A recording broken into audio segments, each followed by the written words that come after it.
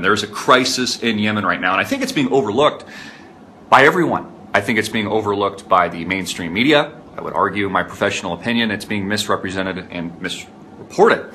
Again, they're always blurring the truth. Yemen is in crisis. There has been a revolt.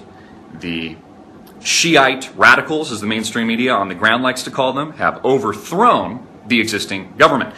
But what the mainstream media doesn't tell you is the U.S. actually overthrew the government not too long ago as a result of the instituted Arab Spring protests, which were launched covertly by our intelligence agencies here in the West and our allies of the countries like Saudi Arabia and Israel, had recently installed puppet dictators friendly to the West, kind of like we do in Ukraine all the time, and we do in all these other countries in the Middle East. It's those guys that have been thrown out.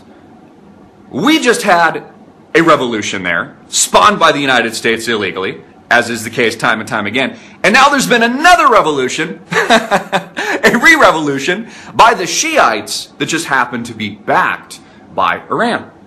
Isn't that interesting? I thought that the President of the United States, Barack Hussein Obama, was in the process of negotiating some kind of nuclear agreement with Iran, a peace deal. I thought that they were our friends, that he was going to give them a timeline of 10 years before they could develop a nuke bomb and potentially destroy the world. So what's interesting is that the Shiites on the ground are overthrowing the wrongful leaders that the United States had installed not too long ago, courtesy of the Arab Spring protests and that movement. They call it the Arab Spring, but it was really just an act of terrorism propagated by the United States federal government and their allies, countries like Israel and Saudi Arabia.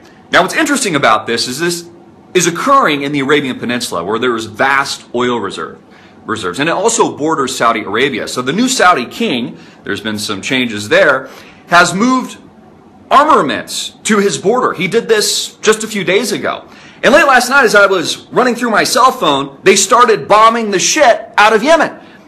You see, what the pundits were calling could be a civil war in Yemen, it's turned out could likely be a much more deadly, violent regional conflict.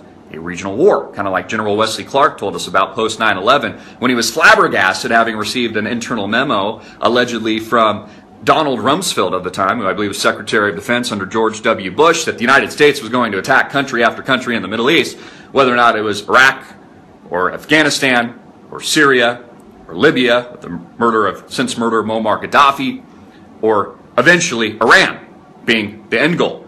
So isn't it interesting, it's the Shiites backed by Iran on the ground that are fighting the Sunnis that make up Al-Qaeda, AQAP, Al-Qaeda Arabian Peninsula, and ISIS, ISIL, as Obama likes to call them.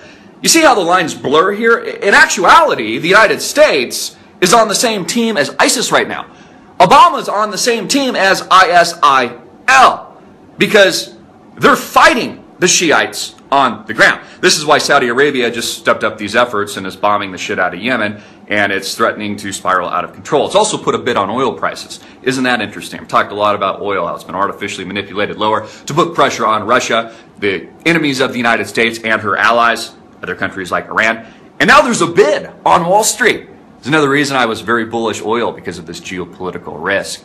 You know, you've got douchebags on CNBC like Dennis Gartman saying the oil was going to go to 15 bucks just a couple of weeks ago, and then flip-flopped and said oil is consolidating.